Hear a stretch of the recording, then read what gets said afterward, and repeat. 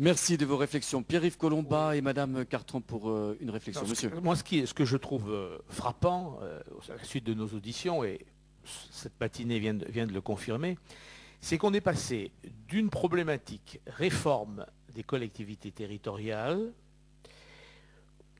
en allant dire, bon, bah, il y a trop de niveaux, il faut clarifier, il faut supprimer, ça coûtera moins cher, etc., à une problématique qui est, finalement, il s'agit d'achever la décentralisation. Il s'agit d'abord de tirer toutes les conséquences de ce qui a déjà été fait depuis plusieurs dizaines d'années, pour peut-être remodeler un certain nombre de choses, poser le problème donc, pas seulement des collectivités, mais de l'État, qu'est-ce qui garde, et surtout qu'est-ce qui finance, parce que à cette problématique de la décentralisation s'en greffent deux autres essentielles, celle de la démocratie locale.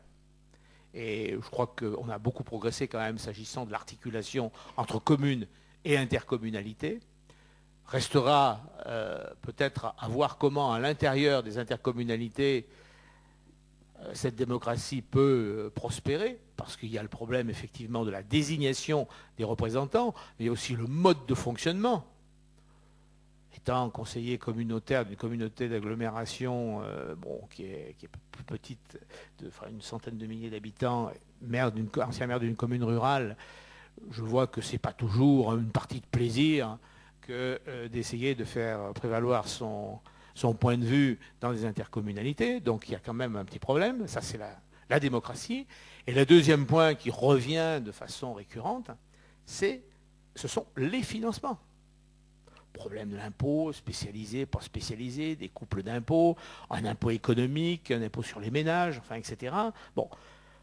Et ce qui réglerait, enfin, ce qui permettrait d'améliorer le problème des financements croisés. Parce que s'il y a des financements croisés, c'est pas vraiment parce qu'on a envie de compliquer. C'est parce qu'il manque des sous. Hein, et en général, s'il manque des sous, c'est que l'État, il ne les met pas. Et moi, ça me fait un peu rigoler, quand on parle du logement, bah oui, mais le logement, vous le savez tous comme moi, pourquoi on a tant de peine?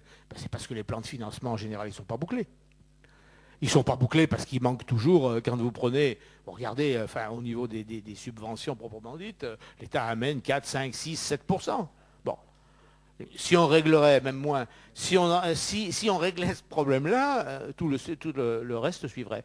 Donc, on a un peu l'impression on l'a peut-être donné aussi cette impression, et on a souvent l'impression un peu d'une confusion dans les débats, etc. Mais finalement, en tout cas, moi, c'est mon impression. Progressivement, il y a des choses qui se